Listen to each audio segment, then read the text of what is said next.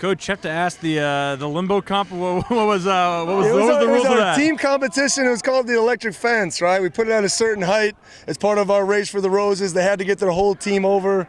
I didn't realize there'd be a whole team that could leap it in bounds. I thought that, to get Essa's big tail over that line is something that's challenging, but a little fun today, celebrating, kind of taking the tempo and contact a little bit down, but while we're going speed, so it was fun for the guys. I was going to say, it seems a little unfair. You got 4 offensive linemen on the team, then a bunch of receivers. Hey, that's drafting a team. Sometimes it works for you in the tug of war. Sometimes it works against you in this type of drill. And then what was the contest that I think Chase Buckingham won? Yeah, so in the team meeting this morning, a lot of great energy, but we had a big jar of jelly beans, right? It was guess the jelly beans. So it's amazing. We had guys guess from 300 to 23,000, but Chase hit it the closest. He was only 100 off at about 3,600.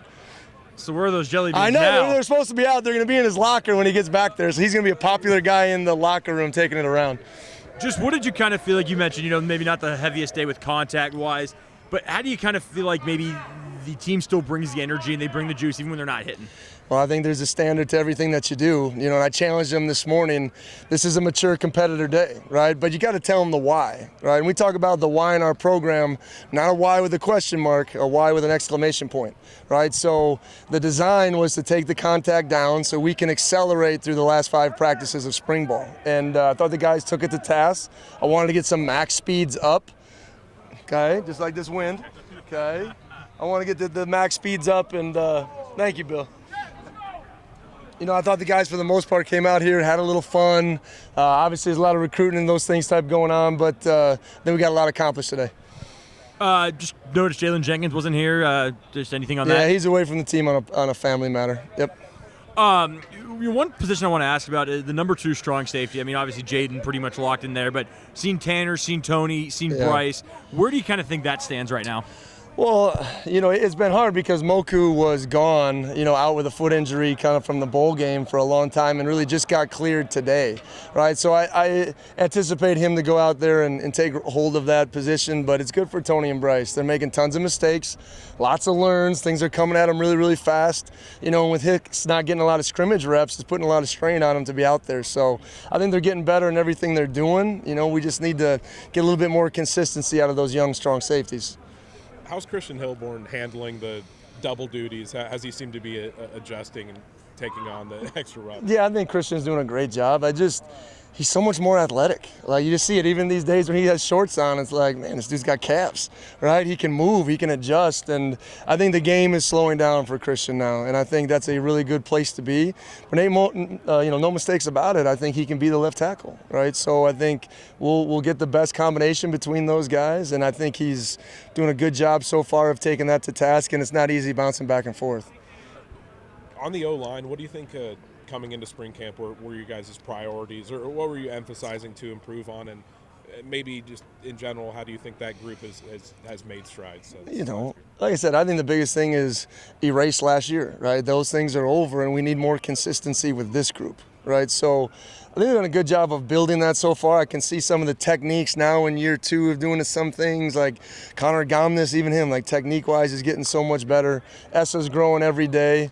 With the consistency of that group, we got to be able to drop back and pass. We will utilize tempo to help those guys with some pass rushes, but we need to be tough and physical and aggressive up front. We win at the line of scrimmage in this league, and it starts with the offensive line. So happy with where they're at. Know we got a long way to go. But just it's a credit to Coach McGuire and his plan and staying the course, and hopefully we'll reap the rewards in September. Aside from Christian, anybody else that you're looking at multiple positions, cross-training a little bit? No, not really. I think it's hard, and I think the one thing we learned last year, and Make's a really good player. He is, but it's hard to bounce back and forth and do a bunch of different things. So we're going to try to lock those guys in at certain positions. And like I said, having Lee and Connor being cemented in those spots, it's been good to just know we got some consistent guys that can keep going. Just how important is those team building camaraderie exercises throughout camp, not just for the physical, but the mental as well? Well, connection's everything. Connection's, I think, a team's edge, and you can only do that on the grass, right? So we showed a bunch of things in a team meeting, today, just about how it matters. See these guys celebrating together. They have a genuine care for each other. This group does, and what I love about that, it's all backgrounds, all positions, scholarship, walk-ons, ethnicities. Like it's what team is. It's what locker rooms are, right? And what's what makes this game so dang special. So I love those little things. I think sometimes those guys don't even realize in the moment what it means to them until, you know, you're 40 and you guys at a reunion talking about those moments. Or having to make a ham on Easter. That's right. That's right. Heck yeah.